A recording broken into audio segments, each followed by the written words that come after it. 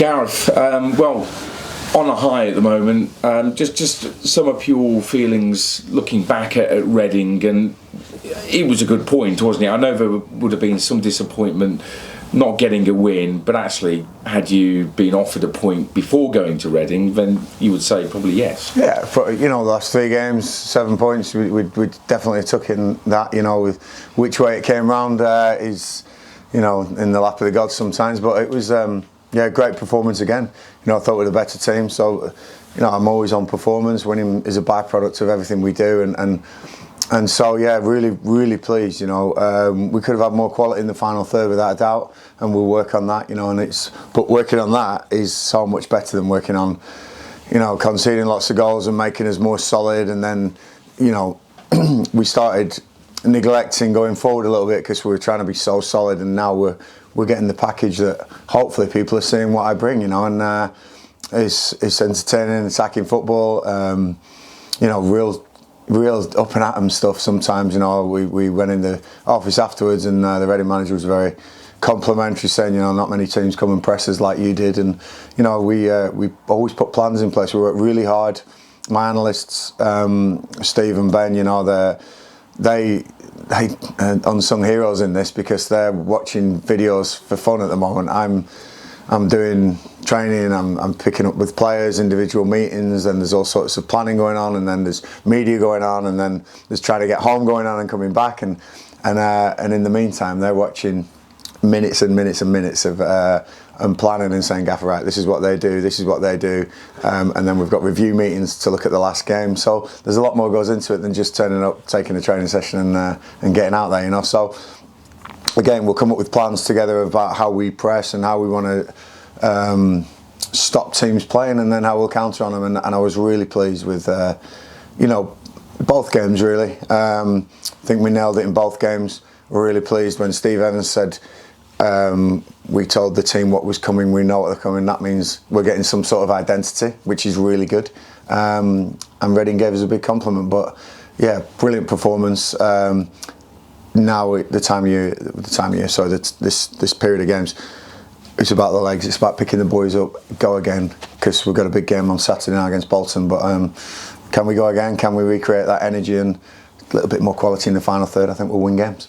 Yeah, I know when you first came in, you wanted to look at the defence and shoring that up. Yeah. And then you said, well, maybe I need to unlock the team a bit as well to be a bit more on the front foot, and I think we're starting to see that. Did you think that the all-round performance is there now? Yeah, without a doubt. People are knowing what I am, and each manager has their own style, identity, like I say, and these players now feel like they belong to an identity and belong to something, and that's brilliant. That's what the big thing now is. Probably not the tactics. It is this identity we've got, and this sense of contribution and belonging, which I believe is everything in leadership. I really do. And yeah, really pleased to see it all coming to it, and I'm glad I did it that way. I'm glad we weren't having 4-3s and 5-4s. It was like, right, we had a couple of 4-1s, and I went, right, this needs doing. So let's structure, let's sit down, let's see what we need to do.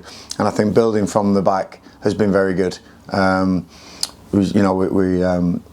We play a lot more than people probably give us credit for at times, but I don't really care what people give us credit for. I just want to get points, and that's really key to what we're about. So we're looking in a good place at the moment, but it can soon go south. We've got to really be consistent. Another one of my big words, and keep just keep this wheel turning and keep doing what we're doing. We've beat some big teams, so there's no reason we have to fear anyone at home. But again, this game can bite you on the backside quite quickly, and I'm very aware of that. Talking of consistency, we're seeing that from Taylor Perry in particular at the moment. I know it's not easy always singling players out, but 2 in 2 for him. Just tell us about what you've noticed on his progression since you've come in.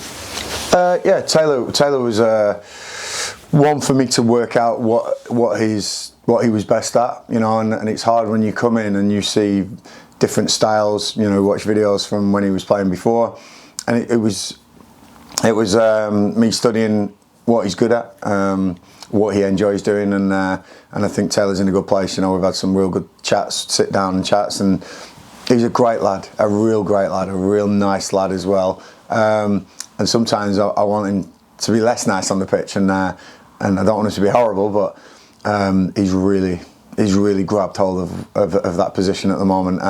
He breaks lines really well. He's got an energy that doesn't fade, you know. Having said that, you know, he gives everything, and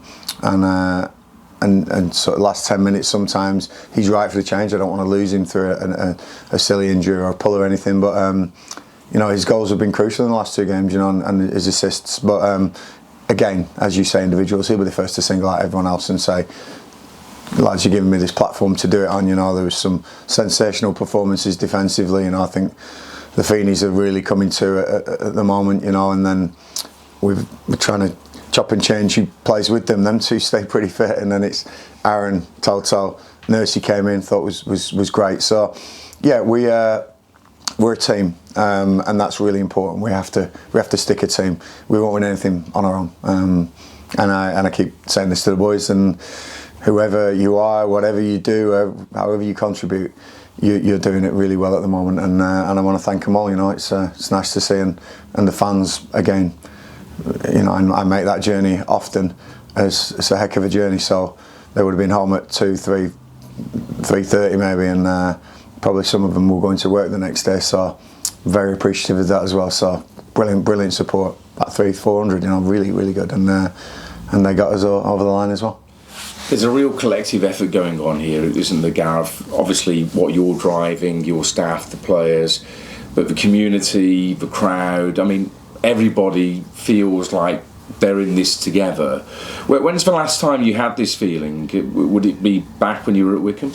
Yeah, I mean, QPR survival year was brilliant. You know, we survived in the league after they went through terrible times in that year with different managers, no money, and real financial restraints against them. So staying up at Burnley away and then Stoke away, the 2 wins which kept us up there, was fantastic in the Championship. But I didn't really have enough time to build what I wanted to build at QPR, and I think it's more difficult with the bigger outfits, the bigger clubs. It takes more time, and that's why the Championship is the league it is with the change of managers. You know, it's time's not often given there.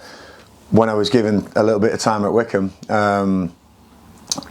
that was probably very similar now to what we've got. You know, but having said that, this has come on really quick. You know, the boys are good boys. You know, so I know there was issues with the way we were playing, or you know, some sort of, I don't know, some belief when I came in, but they are a good bunch of lads, you know. So credit to credit's due, you know. The signings were good characters, you know. There's no bad eggs in there, and it just needed a little bit of leadership, a little bit pulling together in one direction.